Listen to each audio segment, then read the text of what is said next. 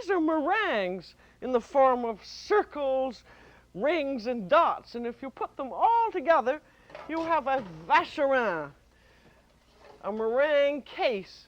And you fill this with ambrosia, and it makes the perfect dessert for a dinner party. We're doing this meringue dessert today on The French Chef.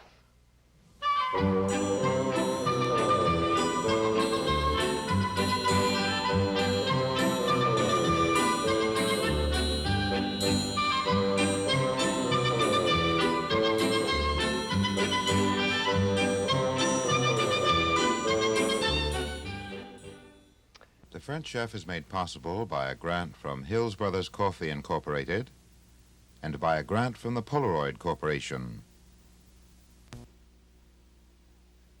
Welcome to The French Chef. I'm Julia Child. We're doing a magnificent, beautiful dessert today, a meringue in the form of a Vacherin. It's a case of meringue, and it's just wonderful for a dinner party. And all it is made out of egg whites and sugar. And if you have any leftover egg whites like this, this is one of the things that you can do with it. And I always keep a store of egg whites in a jar, and I freeze it like that. It's just hard as a rock, and it says E whites for egg whites on it. And then whenever I want to use them, I just let them thaw out until they're liquid, and then pour them into a cup. And for this dessert, we want 6 egg whites. And all you have to do is remember how many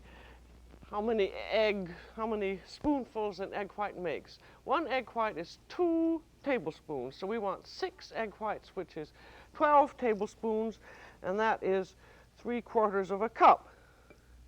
And then you can just freeze your egg whites again just freeze them again and thaw them when you want to use them. I find that it's a very useful way to do things. Now there we've got our 6 egg whites, or 3/4 of a cup, and the meringue is beaten egg whites into which you gradually beat sugar after the egg whites have started up.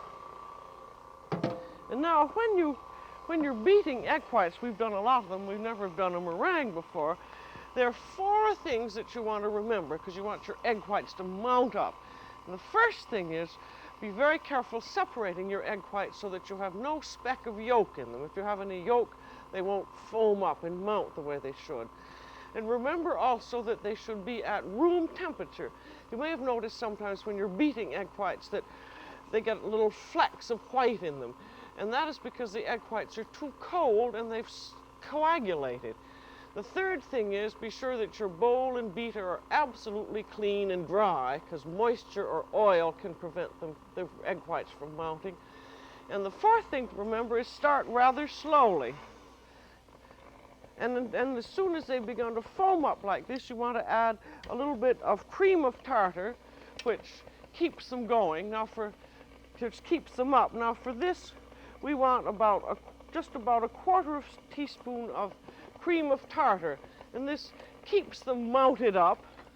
And then we want just a little speck of salt, and the speck of salt gives a little flavor. And then gradually increase your speed, and as soon as the egg whites foam so that they hold their shape softly, we're going to start beating some sugar in. I'm going to see if they haven't quite come to that. So we're going to start beating we're going to get our sugar ready. And for meringues, the best kind of sugar to use is the kind that says instant super fine, because it's very finely ground. And if you look in your grocery store shelf, you should be able to find it. Just look on the package, it says instant super fine. And it's better for meringues because it melts more quickly. You can use the regular if you can't find this sugar. But if you have any trouble finding it, just ask your grocery store to order it for you. And then pour it through a sieve just in case there are any lumps in it. Then we're going to take a look and see how these egg whites are. They should just sort of softly hold their shape. They aren't really making any peaks. And then at that point you start beating the sugar in. And for these 6 for these 6 whites, we want to add 1 cup of sugar very slowly and start beating a little faster. The reason you want to add it slowly is so that the sugar will start melting. So I'm adding it about 1/4 of a cup at a time, and then let it beat for about half a minute, and then add a little bit more in. This would be awfully difficult to do this beating by hand, because you'd have so much beating. I think in the old days, if you had a lot of what the French called commis, they could take turns beating it, but this takes so much beating that with a machine it's really very easy to do. And now this is going to beat until it's stiff, but we want to add a little bit of vanilla flavoring. 2 teaspoons of vanilla.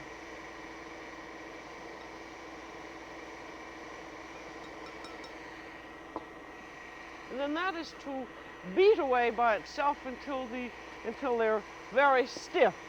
And while they're beating, I'll take a look at our pastry sheets. One of the tremendous problems you have in making meringues is to try and get them off the pastry sheets after they've baked. And I've found that these no-stick-'em pastry sheets are absolutely marvelous for meringues. You can make them on ordinary aluminum or iron sheets, but I found using the no-stick-'em I've had no trouble at all. And this one is, you can always tell the size of them. If you look on the back, it's always printed on the back what they are. And this one says it is 15.5. I haven't got my glasses on, so I can't read, but anyway, it says on it what the size is. And now, whatever plaque you're going to use, you want to be sure and butter and flour it. So take some softened butter, about half a teaspoon, and rub it over.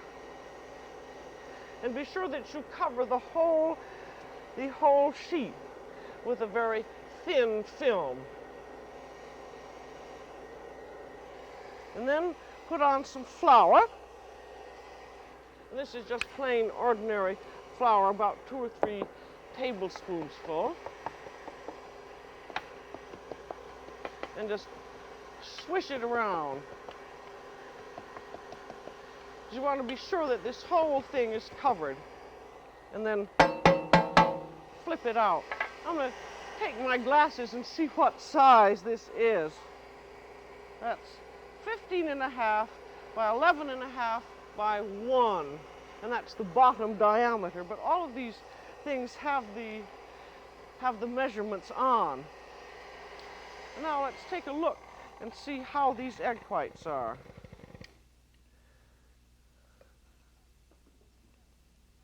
You see that has made a very stiff peak. I'm just going to let it work a little tiny bit more.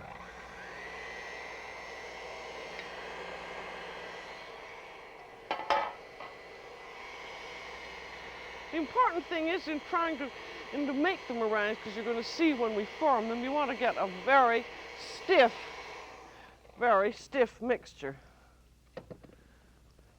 And this forms much more of a peak than regular egg white. See how that really stands up.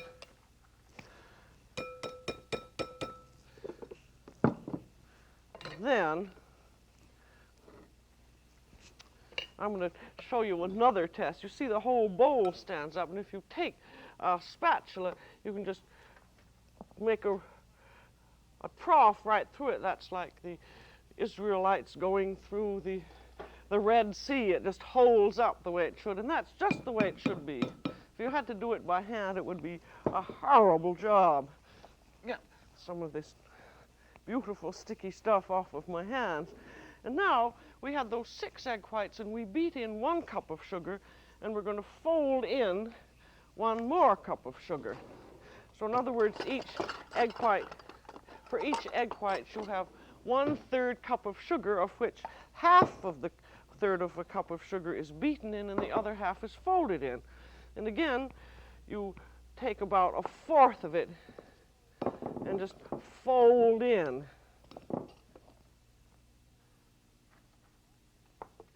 There are all different kinds of recipes for meringues. I've tried quite a few of them, and this is the one that I find works. And I like to have something to work well, particularly if it's a meringue and something like this.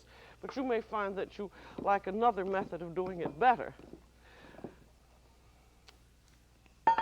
I find that this one just works every time.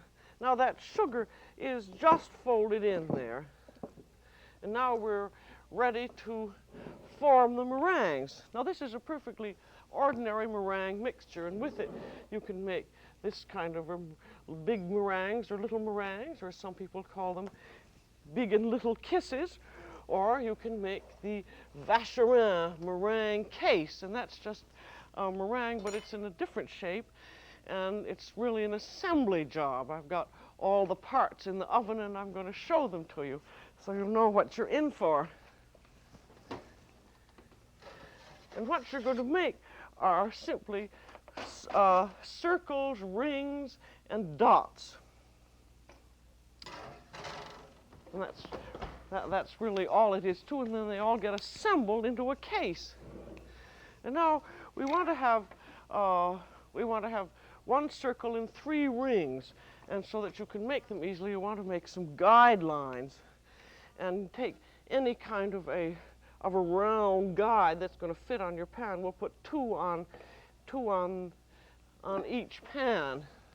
And then, because this is a no-stickum pan, you want to lay, I've got an old cake pan here which is 7 inches, just lay it on gently, and then take something wood or plastic. I have a plastic ruler here, and just draw right around it, and you'll see why it is that we want this when we start making our rings and circles.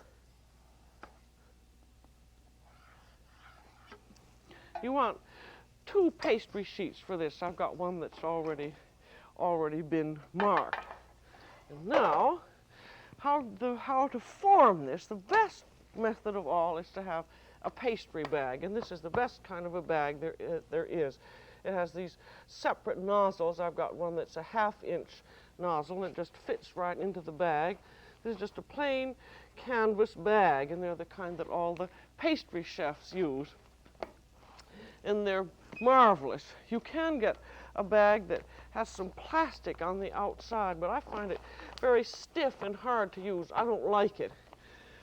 But when I went to my favorite hardware store, this is all they had to offer me, which is sort of a little cake decorating set with a plastic bag and little itsy-bitsy tubes. And I went to the 5 and 10, and I got this thing. I don't know how you get any mixture in here at all. And this is sort of this ticky-tacky that they seem to sell to housewives. I've asked my hardware store to get some good pastry bags, and they said they would, and in our big department store I was able to find these regular pastry bags. But if you ask your hardware department store to get them, they can get them because they're available through any pastry supply house. And I think if you're going to do a recipe like this, which is great fun to do if you have the right equipment, get yourself some pastry bags. You can try it with paper cones, but it just makes it sort of anguish half the time. And I think if you're going to do a recipe, get the right equipment and don't fool around with these little Mickey Mac toys that are sold for, I don't know, for decorating doll houses maybe. And now, I want to fill the bag with this beautiful meringue mixture, and hold the bag in one hand, turning the top over, and then just put it in. It's really, you can really eat this without cooking it. It's so good. I'm going to fill this bag quite full. And it's wonderfully sticky, and that vanilla has a lovely smell too. There. It's just about as much as I want. Now, this is about a 14-inch bag, which is good for this kind of a mixture. Now see, I'm gathering the bag up at the top and then twisting with my upper hand and holding on to it with my lower hand until this just appears. And now we're going to form the the bottom, which is just a big circle. And you just squeeze this out along the guidelines. It doesn't have to be very terribly neat because we're going to smooth it out afterwards. But you can see with the pastry bag, this is very, very easy to do. There are a few little holes there, but they're going to be straightened out later. Now we want one. This is just about the thickness of your thumb here. This is, if you haven't used a pastry bag before, it takes a little bit of practice, and I can go back over that.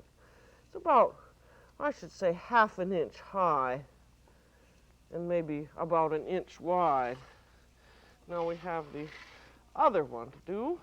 We want 1 bottom and 3 rings, and these are about 7 inches, and I have a ½ inch nozzle in this bag.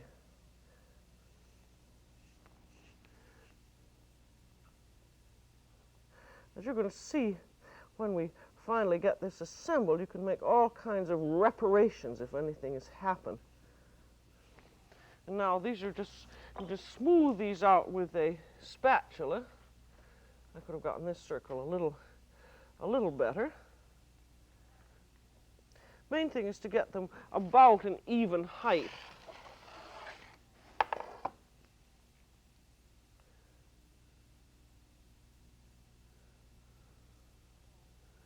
You always manage to get meringue all over yourself doing this, at least I always do. And then I'm smoothing out the bottom, and I can eat the rest of the meringue that came off. It's delicious. When you're beating this meringue, remember, I think I forgot to say that, when you're beating it, you should beat it enough so that when you taste a little bit of the meringue, which you should do, there's no taste of sugar on your tongue. And when you get that, when you get it beat into that consistency, you then fold your sugar in. And now we're going to have some decoration, so we'll make some medium-sized meringues. This depends on what your decoration is. I'm just doing 1 or 2 as a token to show you what you can do. And then you want some small ones. So here's a bag with a 1/4 inch tube. And I'm just sticking the big one in. And now we want to have some other decorations. I'm going to make some V for Vacherin, which will go along the side. Oh, that came together a little bit. I think you'll notice when you're making these, if you hold the bag somewhat above, then they won't peel off the plaque. Now I'm doing a few little ones. You can do any kind of a decoration that you'd like, just filling up the two plaques that you have. I'll put another V in there. And if you want to, you can use a tube that has little lines on it. But this will, I'll just make something big in here. Maybe we could use that for something. It's a great fun to do. And then you have these all formed. You're ready to bake them. And you have preheated your oven to 250 degrees. And be sure that you check your oven with a thermometer, because the important thing, you're really not baking these. What you're doing is drying them out. And remember that the whole secret in the meringue cooking is that it should be, they shouldn't color any more than a very light ivory. They don't brown at all, and they don't change their shape at all. They stay just the way you've done them. So put them into your 250 oven, and then turn it down to 200 in about 10 minutes, and leave it for 200 for an hour, and then take a peek at them. And when they begin to loosen from the plaques, they're done. But watch them, because you do not want them to color. If you have too high a heat, they brown and they get sort of sticky inside. And if you have an oven that doesn't work very well, turn the oven on, then turn it off, and just keep watching them. And usually they'll be done in about an hour and a half to 2 hours, and they're done when they loosen from the plaque. See? This loosens. They all do. And this means that the meringue is done and you're ready to assemble the Vacherin. And you can assemble it either on your regular baking sheet or take another buttered and floured baking sheet and put your bottom on. There's a little decoration. Just lay the bottom meringue on the sheet and then you build it up with the various rings. And so, you just have your meringue mixture, which will keep perfectly well for 2 or 3 hours. And you just butter the bottom of one of your circles and lay it on top. And then do the same thing with all the rest of them. You may find that you might like to bake your meringues and then do the assembling the next day. And in that case, you just do, say, 2/3 of the mixture and then make another third of it for the rest of your final decoration. If you remember what the proportions were for this, now this was a 7 or 8 inch Vacherin, and we used 6 egg whites and 1 cup of sugar beaten in and 1 cup of sugar folded in. In other words, that's 1/3 cup of sugar in all for each egg white. Now I've got to have some more meringue mixture in here, so I'll peel that bag off and squish this all in.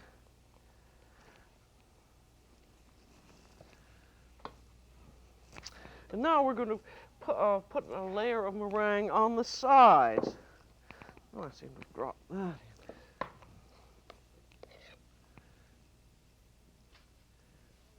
And you just lay this over the sides here.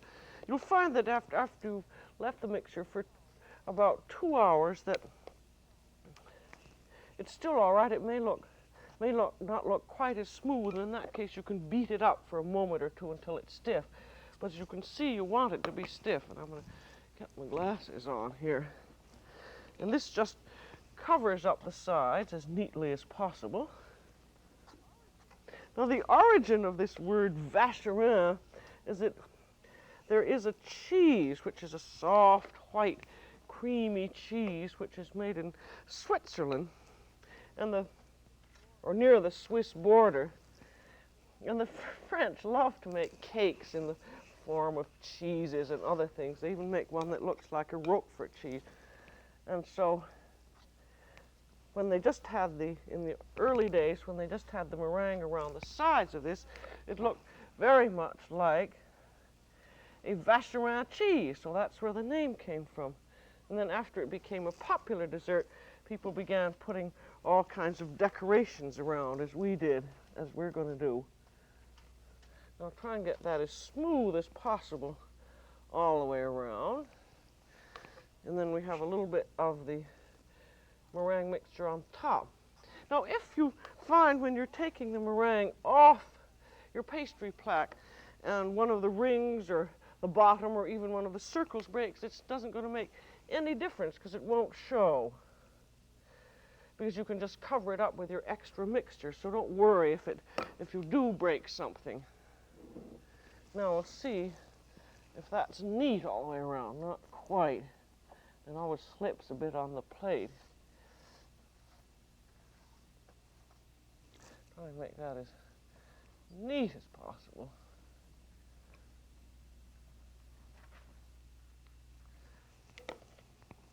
There's a little there.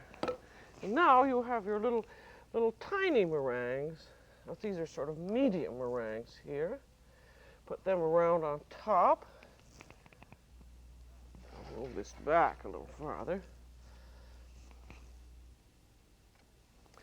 And then here's our V for Vacherin, which can be attached onto the sides. As you can see, these bake and look exactly as they did when you formed them. If you haven't beaten your eggs quite stiffly enough, well, I've got an extra V there, you're not going to be able to form them and have them keep their shape. Then you can arrange anything around the sides that you feel would be nice.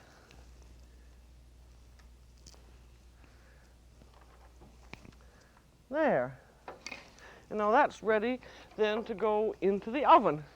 I'm going to clear the decks for the final business. And now this goes again into a 200 oven, and again it's just to dry out, and it'll take just about an hour, just until the rest of the meringue is set. And then you're ready to fill it, and it goes, put it on your best platter, and then you can fill it with fruit or ice cream, or this is so nice, I'm going to fill it with peaches and cream. Remember, this is just a case, and you can just put anything in it that you would like.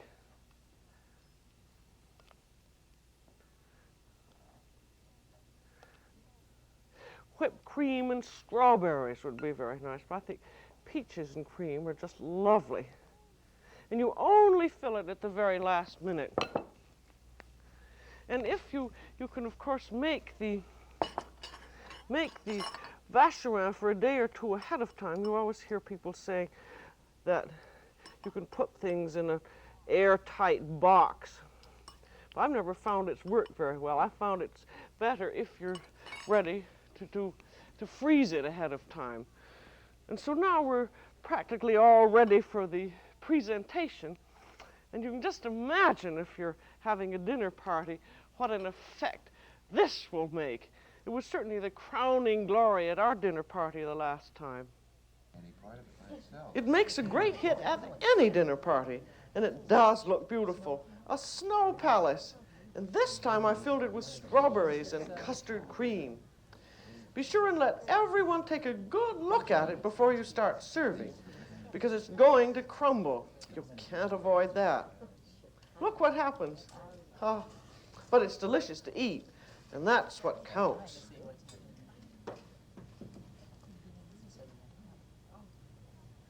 So have a diversionary tactic ready. When you're serving champagne, chill it first. 2 or 3 hours in the refrigerator, or half an hour in a wine bucket, twirling it once in a while. Pop the cork just before serving, and it might foam up, so have a napkin handy.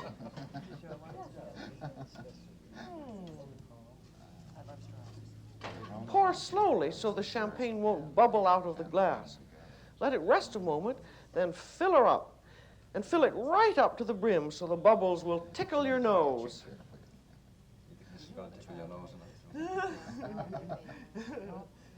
You don't want too dry a champagne with a sweet dessert, because the sweetness of the dessert will make the wine taste sour. With the Vacherin, we always serve champagne demi-sec, or slightly sweet. We find it just right. And then, after devouring the Vacherin, you finish off the evening with coffee and liqueurs in the living room. And that's all for dinner on the French Chef. This is Julia Child. Bon appétit! The French Chef has been made possible by a grant from the Polaroid Corporation and by a grant from Hills Brothers Coffee Incorporated.